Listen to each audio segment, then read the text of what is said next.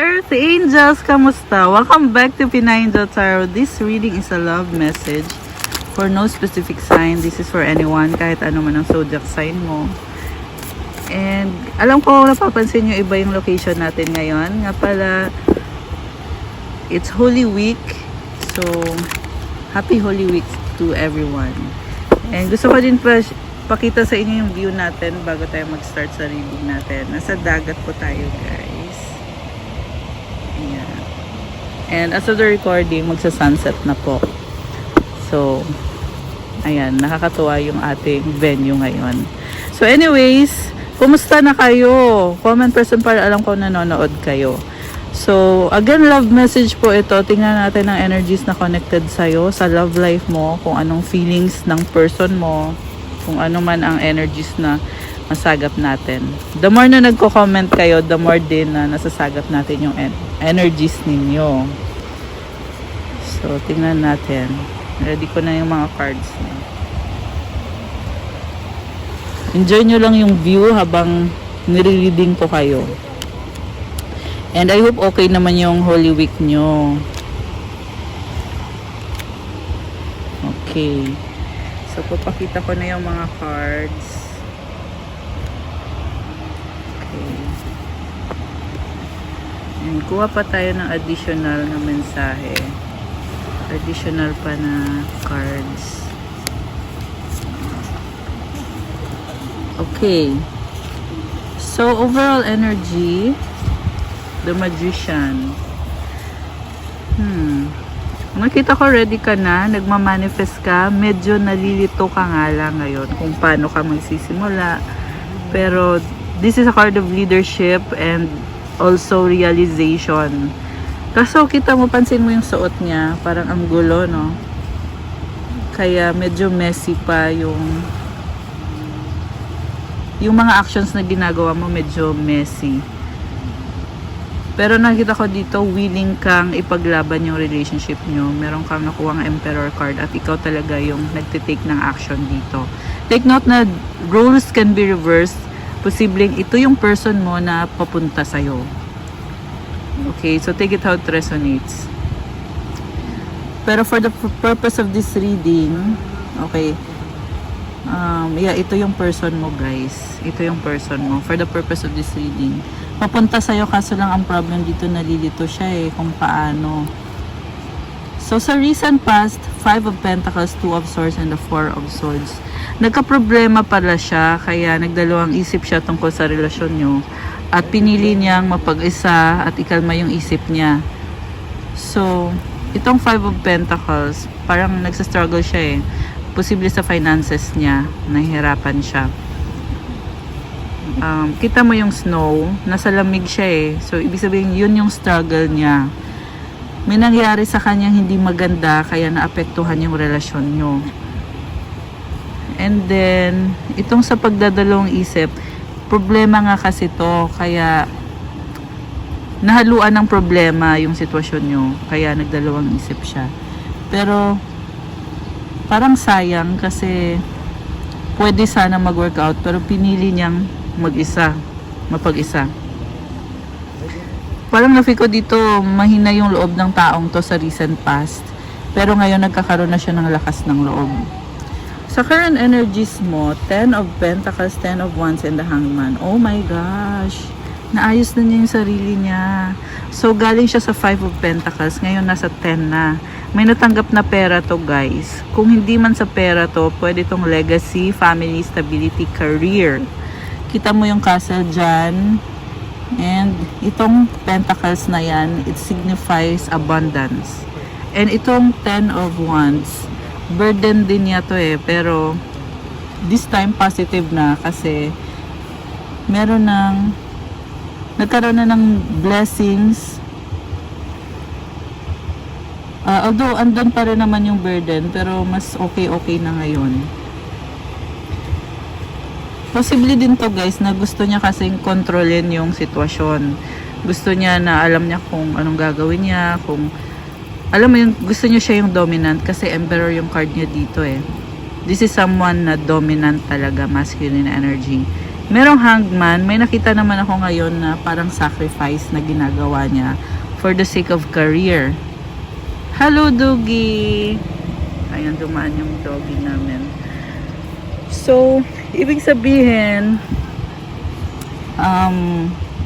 oo, na-enjoy na niya ngayon yung blessings, pero hindi pa rin niya mabigay yung 100% niya. Actually, nalilito siya kasi nga kailangan niya magsakripisyo para sa trabaho at sa career at para sa future. Pero magandang balita yon kasi ibig sabihin iniisip niya yung future niyo. Sa near future, oh my gosh, bakit ganito?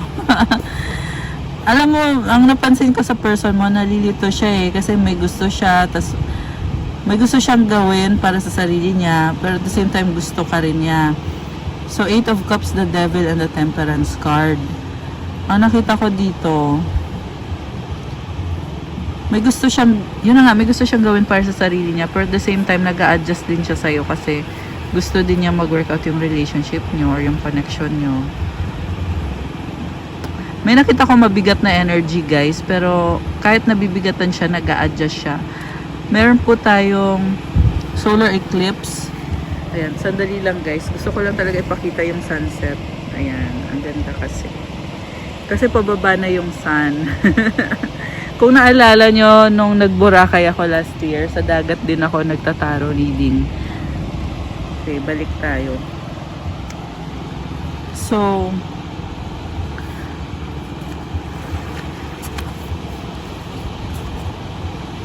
parang ang bagal niyang kumilos kasi pinoproblema niya yung para sa sarili niya. So, expect na magkaroon ng delays dito sa connection nyo. And I was saying na nagkaroon tayo ng lunar eclipse nung March 25 and then sa April 8 naman merong solar eclipse. Kaya na-overwhelm siya sa nakikita ko. Parang napipressure siya na kailangan niyang patunayan yung sarili niya. Okay, mag-clarify tayo. And I think ibang cards yung gagamitin ko sa pag-clarify. Kuha ko ng ibang cards. Okay, I'll use this one, yung Rider-Waite na tarot deck. Anong feelings ngayon ng person mo? Clarify natin. Bakit parang malakas naman yung loob niya, malakas yung confidence niya, pero nalilito siya. 4 of Pentacles, the Hermit, Page of Cups. Oh my gosh. Page of Swords. Alam mo, nakita ko dito, may crush sa'yo. Kita mo itong si Page of Cups, oh. Sinustok ka niya, pero natatakot, nahihiyang lumapit. Parang pakiramdam niya, masyado siyang mahirap para sa'yo. Or, hindi siya ganun ka, parang nafe-feel ko nagko-compete to eh. Nagpapakitang gilas. Gusto niya i-prove sa'yo na worth it ako. Pwede kitang pasayahin. Pwede kong ibigay sa'yo kung ano yung ini-expect mo sa isang relationship sa isang lalaki. Kasi energy ng lalaki to, guys eh. Meron tayong Emperor, diba? Also, it's Aries season as of the recording of this video. Kaya happy birthday sa mga Aries dyan. Comment nyo kung kailan ang birthday nyo. So, influence din tayo ng energy ng Aries season. Kasi si Emperor, Aries energy to eh. Si Aries kasi ay masculine energy to. At dominante kasi si Emperor eh. So, ayan, he wants to take control of the situation. And then, parang nahihiya siyang mag-risk. Kasi nga hindi pa niya, pakiramdam niya hindi pa siya ganun ka yaman. Pero sinustok ka niya kasi excited siya sa'yo. In love siya sa'yo, crush ka nitong taong to. Ayan, kinikilig din ako, guys. Habang binabasa yung cards nyo. Oh my gosh, King of Wands and the Two of Cups. So guys, may nakita akong makikipag-reconcile sa'yo tong person na to kasi sobrang attracted siya sa'yo at tanggap ka niya. Pero tahimik siya eh. Bakit kaya ganun? Parang shy. Shy guy. Okay, so basta the Page of Pentacles. Again, this is about pagiging mahiyain yung napansin ko eh. Gusto niya mag-move pero ayaw kanyang biglain. Kita mo 3 page na yung lumabas dito. Parang inisip niya, baka mamaya ma-overwhelm ka or ma-pressure ka. Parang ganun. Nahihiya siya sa'yo. The Hangman, ayun, ito na nga, pinag-iisipan niya ulit. Gusto niya, pero nag-iisip siya, tama ba itong gagawin ko? Bagong idea. Kinakabahan siya eh. The Tower, Two of Pentacles, minamanifest niya tong connection nyo ngayon. Okay, so ibang story na to, Ten of Wands and the Judgment card. May burden siya ngayon na kailangan niyang ayusin. So, career, finances, at lahat-lahat na. And then, may lumabas na partnership. Okay, so, tingnan natin. Bakit sa past? Bakit nagka-problema siya sa past?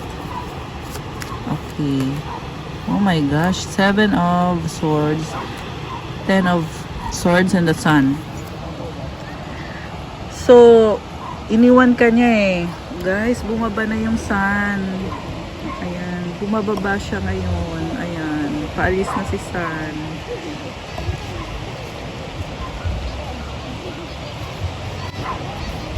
Ayan. Pakita ko muna sa inyo. Okay. Bye, Sun. 11-11! Oh my gosh. Ayan. So, bumaba na si Sun. Bye-bye, Sun. Okay. Patuloy ko na yung reading natin. Habang may liwanag pa. O, diba? Paglabas ni Sun, naisip ko din yung sunset. Ayan. Bumaba na talaga yung Sun ngayon. So, napakasarap ng vibe dito, guys. Napaka-healing as in. Okay, anyway, so tuloy na natin. Mamaya ulit papakita ko ulit yung view. So, it's Saturday. Pero ilalabas tong video na to ng gabi. Okay, maya-maya.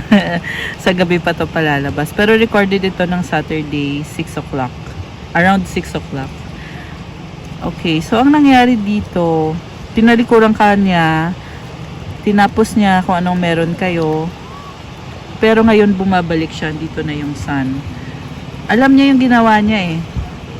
Hinihintay ka na nga niya ngayon, oh. So, hinihintay ka na niya ngayon, 3 of Wands. Kaso lang, hindi siya makagalaw. Kasi, mas gusto niya na sa'yo manggagaling. Ayan, meron tayong shell. May pa-shell. Uy, Hermit Crab. Kanina may The Hermit tayong cards, diba? Ayan, display natin dito.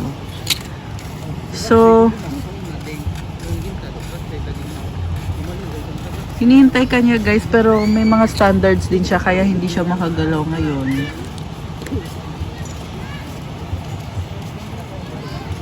Nag-overthink tong person mo eh. Pero yes, masaya siya sa'yo.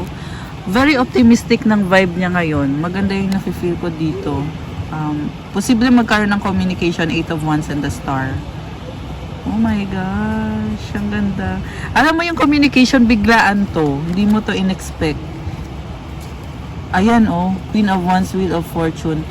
Guys, may nakita akong magkakaayos. The Hierophant and the Empress. May gustong magpakasal. Oh my gosh. Ayan. So, nilabas ko na yung cards. Kamusta na kayo mga crabs? Okay, so again, this is about reconciliation. May nagbago. Sinasabi niya dito, magkaiba tayo, pero nag-a-adjust na ako sa'yo ngayon kasi gusto ko magstay, gusto kong i-keep yung relationship natin or yung connection natin. Nahihirapan din naman pala siya eh. 9 of Wands and Knight of Swords. Wow, haba naman ang hair mo dito. Again, andun yung feeling na nalilito siya eh. Paano ko ba gagawin to? Paano ko ba i-manifest to? Waiting. Guys, may nakita ko dito, attraction. So, the Devil and the Lovers. This is physical intimacy. Ayan. So, ang ganda ng message today. This is about reconciliation. And, nagbabalik siya. Nagbabalik na siya ngayon. So, anong energies ang kailangan malaman ni viewer? 5 of Cups, Queen of Swords, Ace of Wands, and 6 of Pentacles. May panghihinayang siya, pero Okay, ang nakita ko ngayon dito, emotional siya eh. Kasi naghiwalay kayo or nagka-problema kayo. Pero ngayon gusto niyang bumalik. Ayan. Kaya mangyayari itong reconciliation na to. Kita mo, this is sexual attraction. Ayan, itong mga cards na lumabas. Actually, ganito yan eh. Baliktad. Ito yung naunang lumabas. So, ito na ngayon. Yes, maayos niyo yung problema niyo. Sa nakita ko kasi siya yung gustong mag-reach out talaga sa'yo. Okay, anong outcome dito?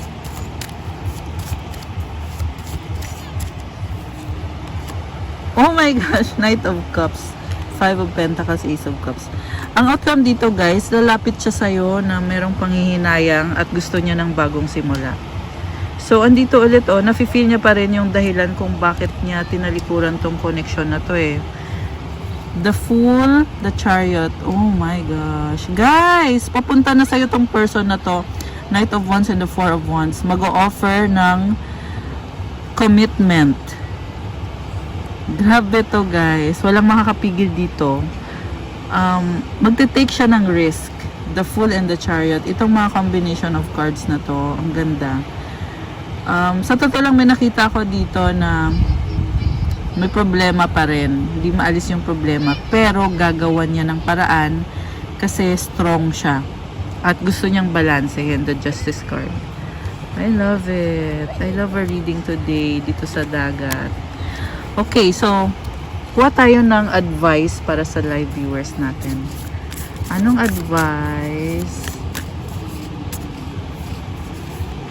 Ay, lumipad. Lumipad yung card, sandali. Okay, dalawang advice cards.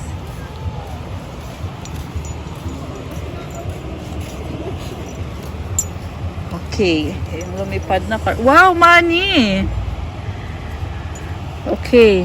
All my finances are now in divine order. Love itself knows my needs and is a source for all. I needn't cling to gain or fear loss. Every need will be met through offering all to the divine. Napaka ganda nito guys kasi lumabas tong energy sa connected sa finances ninyo at wala ka na daw dapat problemahin kasi si God nang bahala sa'yo. Hindi mo kailangan ipilit kasi lahat ng pangangailangan mo ay magkakaroon ng solusyon sa pamamagitan ng faith, offering all to the divine. Ayan. Ayan, may buhangin. May buhangin yung kamay ko. Okay. And yung isang card naman is being enough. Wow. Kontento ka na eh. Kita mo may mga dahon-dahon. Nakakatuwa naman. Color green, parehong cards. The innermost heart says you are enough, nowhere to go, nothing to get, nothing to change, only to grow more deserving. You, yes, you are love. Nasa sayo na mismo yung pag-ibig, wala ka nang hihilingin pa. Nafe-feel ko dito very stable and very practical ka. Kaya hindi mo naman, alam mo yung parang hindi mabigat yung mga bagay-bagay kasi alam mo andyan si God. At sapat ka na para sa sarili mo. Ayan. Okay guys, that's what I have for you sa ating love message for today. Thank you so much for watching. I hope na-enjoy nyo yung reading natin.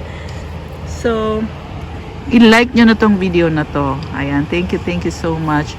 Syempre, i-comment nyo kung nag-resonate ba, kung nagustuhan nyo ba. At kung bago naman po kayo, please subscribe.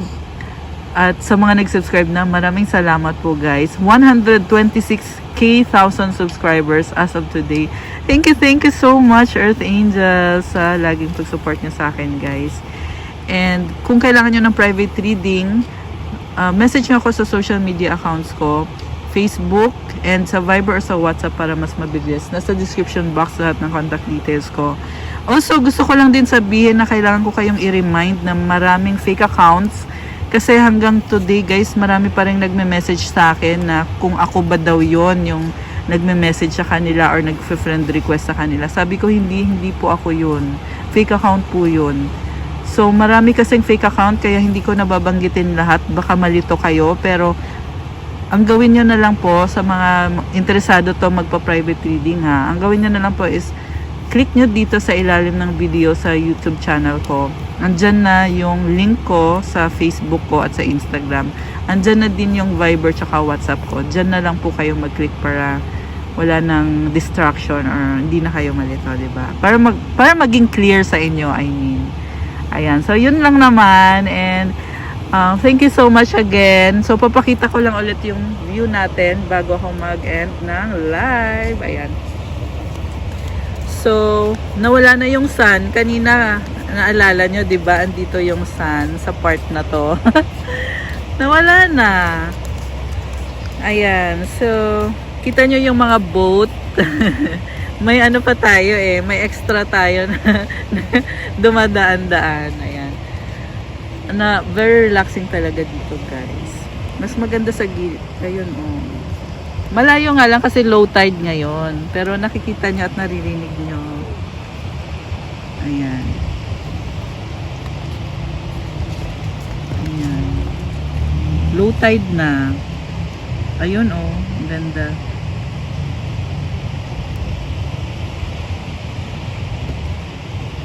Meron tayong mga shells.